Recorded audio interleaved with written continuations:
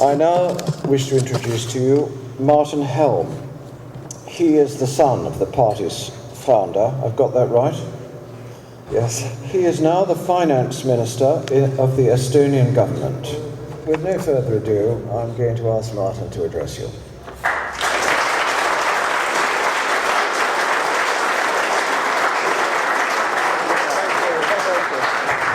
Thank you. That was quite an introduction, and you can see how we keep the power in the family, at least in our party.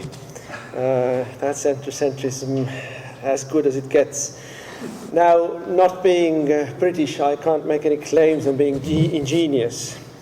Apart from that, I have 5 children, so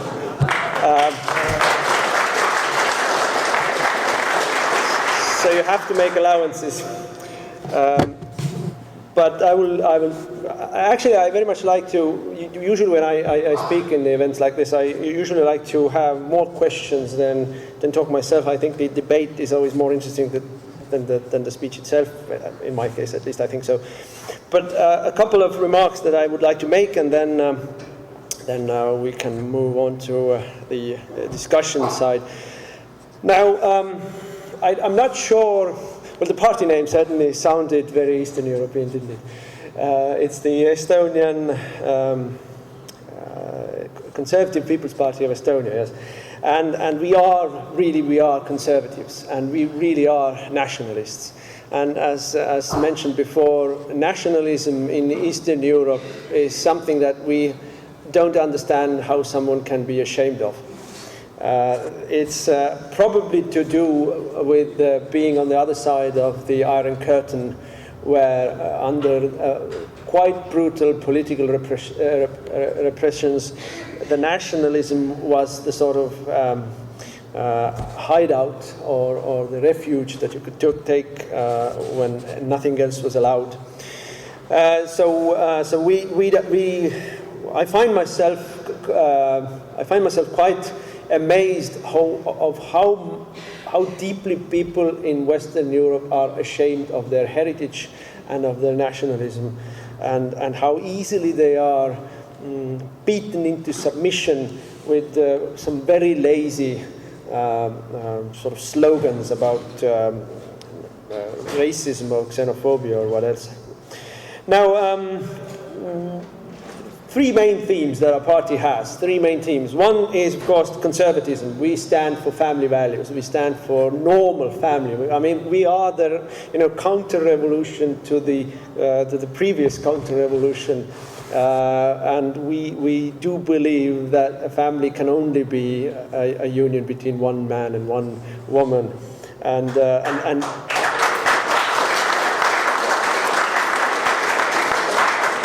and incidentally, all those 5 children I have with the same wife, so it's also something that is nowadays needs to be drawn attention to.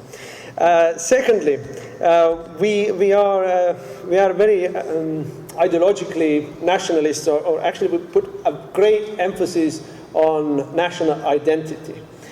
It was very interesting to hear the identity talk from the point of view of gene pool, and it is very true that at least Estonians as a nation has a very particular gene pool. The Estonian state has had a long-running program of mapping the entire genome of the Estonian nation, and it reveals quite a lot of very interesting aspects of it. But what it really tells is that although Estonia has been a sort of battleground for almost every country that you can imagine in Northern Europe, I mean, we've been overrun by Danes, by Swedes, by Russians, by Germans, by Polish, and still Estonians as people have a very, very similar picture when it comes to their gene pool. But mainly, the Estonian identity is cultural identity. That is partly because we have no long-standing tradition of state. We have no our own gentry. We've been the peasant nation as the most nations in Eastern Europe have been. So it's the cultural identity, and maybe some of you know the Estonian Song Festival. which is the sort of best way to express our cultural identity. It's tradition, and it's the way of being us and being proud of it. And of course, that is under a sustained and very aggressive attack in Estonia as well. Of course, when you say that you are pro-family, of course, immediately you get beaten over your head with the accusations of being a homophobe and all sorts of phobias that I'm supposed to carry. And once you say that you are for national identity and you're a nationalist, of course, you're immediately a racist. That we get every day. And a third thing is very important, and I think that also derives from our experience under the Soviet yoke, is the love of freedom. That is a very, very important, that is an underlying thing when it comes to our party ideology, when it comes to the daily political fights. So what irritates me to no ends is when we defend freedom of speech, for instance. With the pushback against political correctness, the hijacking of language. I'll come to this in a moment with specific examples. But we stand for freedom, and we stand for freedom for the Estonian people. And you put them all together, and you become someone who is vehemently against immigration. We do not want to see the country changed underneath us. We know in every country that you have had a big immigration, that basically you are being moved into third world country without ever moving from your flat. And that is, I will fight against it to my last breath, and I really don't care what they call me for that. So, racist, homophobes, xenophobes, what have you, is what we get every day. And in Estonia, we surprised everyone. We surprised in the election result. We surprised everyone, and although it was sort of known that we would get a good election result, no one expected us to be, good enough in political terms to maneuver ourselves into power. So the rage from the woke people, from the liberals who actually believe that power belongs to them as a God-given gift, they still can't get over it, and the viciousness of the Estonian press against us is unparalleled. It's worse than it was in the Soviet times. The vilification of persons and ideas by the mass media in Estonia is worse than it was in the dying days of the Soviet Union. It's quite something. And by the way, the experience, again, this is the reason why the Eastern European political scenery is quite different. We can still remember the state propaganda. We can still recognize when you're being lied to every day, all day long. And I look at the sort of mainstream media, or the discussions within basically within the European Union. Or I just arrived this morning from from Washington, from IMF and World Bank annual meeting. The sort of discussions over there are entirely detached from reality. They have nothing to do with what is actually happening. It's all about climate change, all about gender equality, and all about transphobia and whatnot. It has nothing to do with the real life. I'm quite amazed at the level of detachment from reality. So even if we are hated by the progressives in Estonia every day, we vilify them. We are being called names every day. And you just Google in the internet and you get I don't think there is anything good about us in English-speaking internet, because the Estonian press nicely translates the news stories they make about us into English. But all the same, we got into government. So no one likes us, but here we are. And the good question is, how did we manage it? I understand the purpose of my presentation here is to speak a bit about how was that managed in Estonia. Now, of course, being conservative, I always say that conservatism is a time and space particular thing. It's different in every country, but the underlying values, of course, are the same. So I'd say the first and most important thing in a political operation, in a fight like this, I mean, this is a fight on the question of gay marriage, on the question of immigration. It's a fight over the soul of your nation and over the existence of your nation. And that is an existential fight where I don't think you can, but basically they throw at us everything they've got. And we need to be on the same level. There's no compromise and there's no giving back or giving up. So you have to have the big idea. You have to have an ideology or a big idea which draws people. It's got to be something that is bigger than me. It's got to be something that inspires people to go through the trouble, to take the.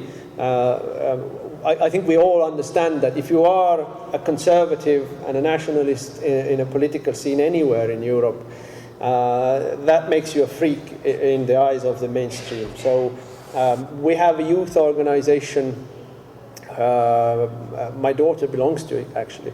We have a youth organization who are in school who are vilified by their teachers, not by their peers, by the teachers, for being, Nazis and climate deniers.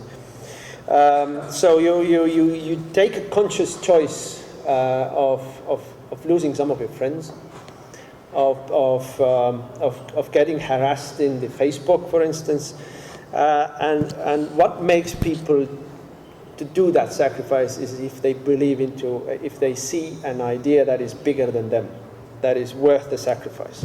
So there has to be an idea, and I think the idea that most of us around here we have the understanding of what that idea is. So, but the idea itself is not enough. You have to be able to tie that idea to specific everyday political issues that actually resonate with the public. It has to be in a sort of a daily battle of finding out what is the discussion of the day that actually resonates with the people, that it brings the fight on your side. And that now, of course, brings us to the matter of the biggest fight is who frames the discussion and who controls the agenda. That is the biggest fight in political terms. Who controls the agenda? And I'll come to that. How do we do that in Estonia? So you have to have specific practical issues that work for your side and are in accordance with your bigger idea. Because ideas are very abstract, and people need more particular reasons to come out and vote for you, for instance. You also have to have, and that is very important, you have to have good spokespeople for you. People who, that we all know it's too easy to attract people who are very big believers in your ideology, but actually counterproductive if you put them in front of a camera. I grant you, maybe I'm the same sort of person, but basically you have to have spokespeople who are able to give that idea and specifically advocate those everyday issues to the public in a way that it is appealing and understanding and credible. That is also so in essence, to have a successful political operation, you have to have the right set of people. Now, I think, especially in a small country like Estonia, that is the most difficult task. That is the most difficult, because the fight the ideological fight really is about scaring people into not joining the political fight. That is where they basically, they try to keep us down even before we get out of the gate. So attracting the right kind of people and making them your spokespersons is, I think, crucial. You also have to build up organization. Well, it is in party terms, of course, it's party organization, but it doesn't have to be a party organization. There are some very good conservative organizations in Estonia who create the sort of cultural background, because I always say that culture is upstream for politics. If the stream is poisoned where the culture is, then politics will be poisoned soon enough. Culture is upstream from politics, so fight over popular culture is absolutely crucial. So you have to have your own agents within the cultural circles, and that is very, very difficult, because intelligentsia usually tends to be left wing.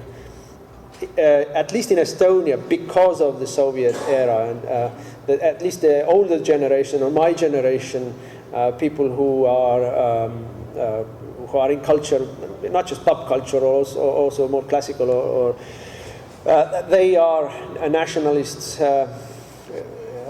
by their sort of instinct, because dissidents against Soviet repression was often carried out by investing yourself into cultural sort of deeds.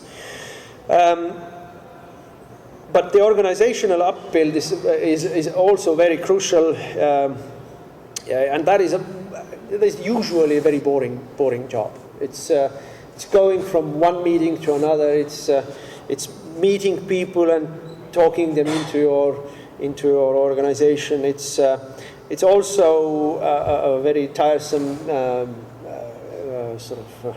You have to have money, basically. You have to have at least some. I think money in politics is very much overvalued, but you have to have some money to have some sort of capability to book a room, drive from one city to another, make a lunch somewhere. So. So we have to have at least some money, and I'm happy to say that our party is well financed at the moment, so we can keep building it up. Now, also extremely important is you have to be mentally prepared to take casualties. That is, I mean, you can be as strong as you want, but if you have very low threshold for casualties, then it avails you not. You have to be able to take in casualties. You have to be prepared for collateral damage, and unless you are prepared for that, they will get you. They will get you. So one of the things that we've learned, one of the things that we've sort of been very particular about from the very beginning of building up our party is that we never, ever, ever apologize for anything. Yeah.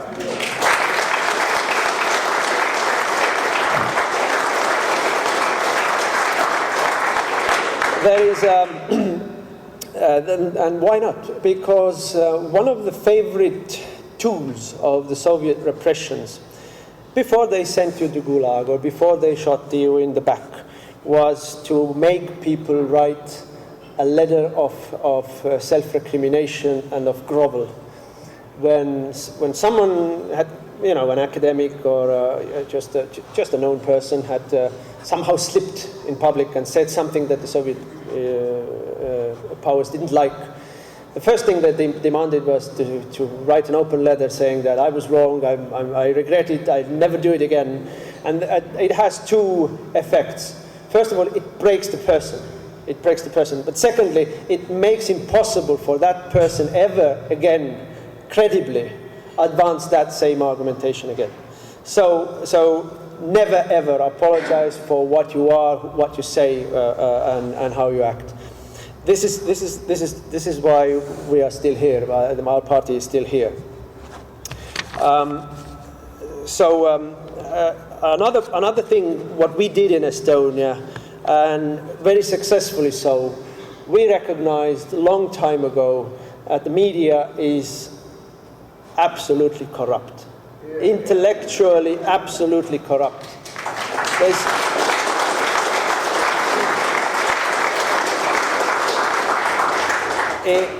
We don't call it the media in Estonia, we call it the propaganda services. So, and openly to their face, by the way. And they hate us for it, and we hate them right back, and that's how we live in Estonia. And they grind their teeth every time they have to take an interview from me, but they sometimes at least they do. So we started from very early on by building up our own media. So first of all, it was of course it was a web page. Then the Facebook was added, and now we have acquired a network of radio stations, where we have a weekly talk show, which is the most listened to talk show every week in Estonia. So me and my father, or sometimes some other our politicians, are there every week, trying to give the counter poison to the poison that flows every day from the rest of the media. And we also have the party newspaper, which isn't a weekly; it's more like a bi-monthly. It has a very, very big circulation. And if we take all of those numbers, the radio show, the web page, the Facebook, the web page actually is a better source for news in Estonia than some of the sort of old real news outlets, because it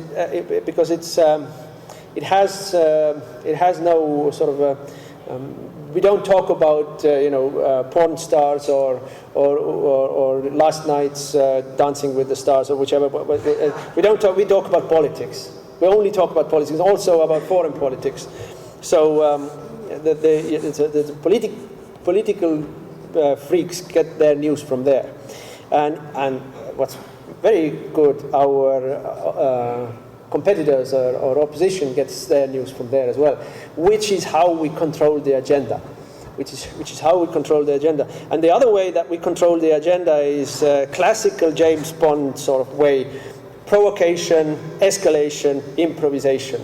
So you say something like, these quotes you have here. Everyone gets starts running around and screaming.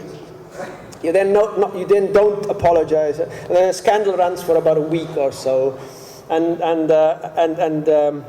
after the dust settles, what we've achieved is we've broadened the political debates sort of narrative and the width within what we can talk to, because the fight with the left is always the same. They want to shut you up.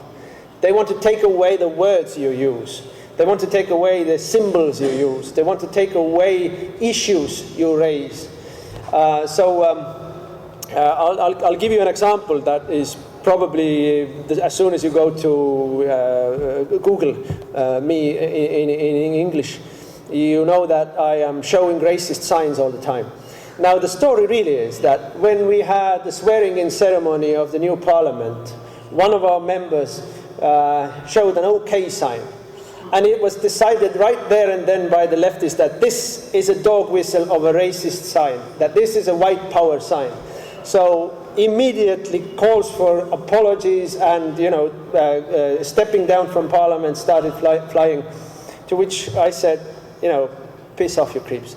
If someone tells me that I can't show an OK sign, then the only reasonable reaction to this is to show it every day with 2 hands. So really, piss off, you creeps.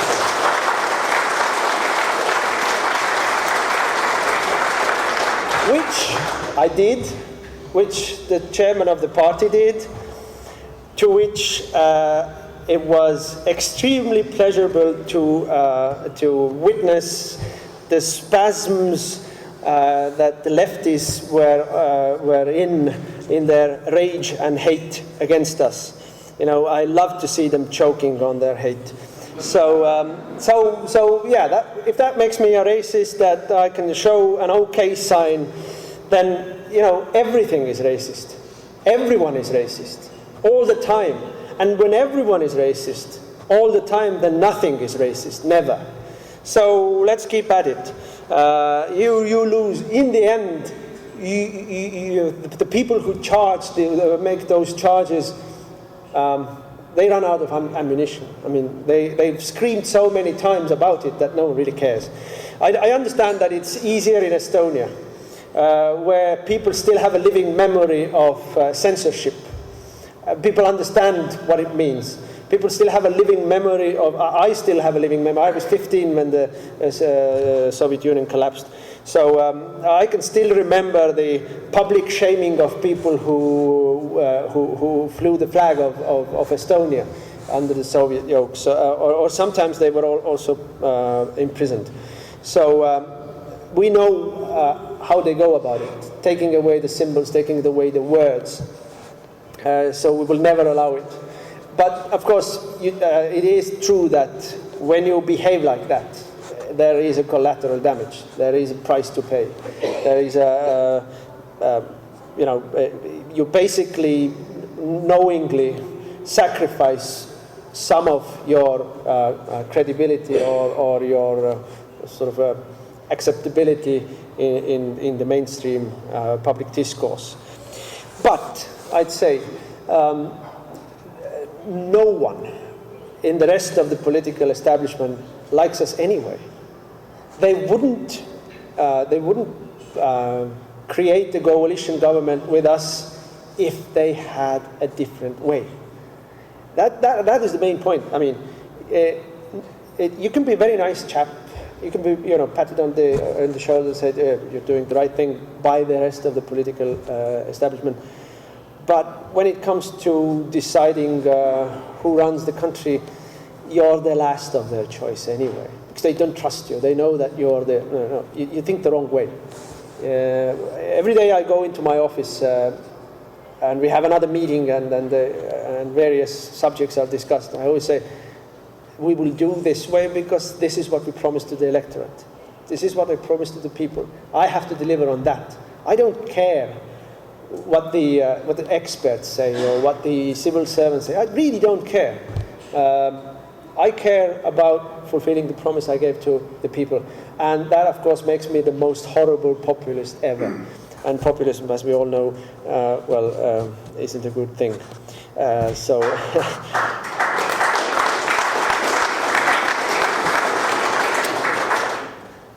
I'd like to close my presentation with a thought. There is a saying, people used to say that right-wing people think that the left-wing people are stupid, and the left-wing people think that the right-wing people are evil.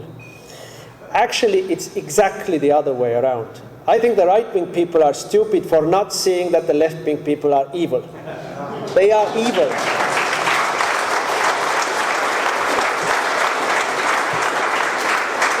There is no compromise with them. It's either them or us, and they want to destroy. I mean, the extinction thing, what's it about? It's, again, another project of creating a new human being. This time it's not the Homo Sovieticus. This time it's the Homo extinct. But it's about not accepting human nature as it is, God-given, but creating a new man. And of course, you can sacrifice everything for that noble project. You can take away freedom. You can take away position. You can basically take away your children. You can bloody well take away your meat sandwich and your flights to warm countries, all in the name of creating a new man who is better to the environment. I have not yet to see a project over the course of millennia when creating the new man ended up well. It has always ended up in tears and blood, and this is going to be all over again the same story. What the environmental loonies want is really to destroy humanity. They think the planet is better off without us, and I say humanity is the best part of our planet, and I very much like human beings.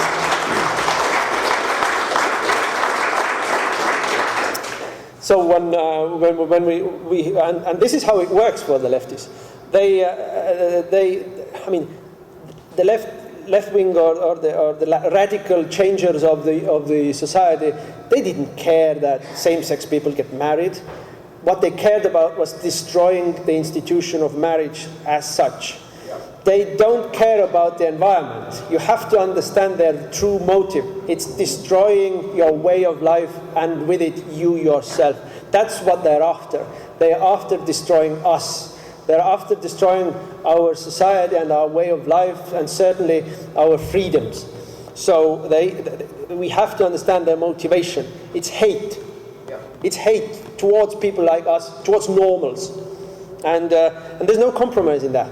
I again say it's either they or us, and I think that they've always existed in every society, but in normal times they've been pushed to the margins of society. But now they run the show, so we have to change that. And I'm not sure waiting for the 100 years for them to actually extinct themselves works as a strategy, because what we are witnessing right now is the replacement of people.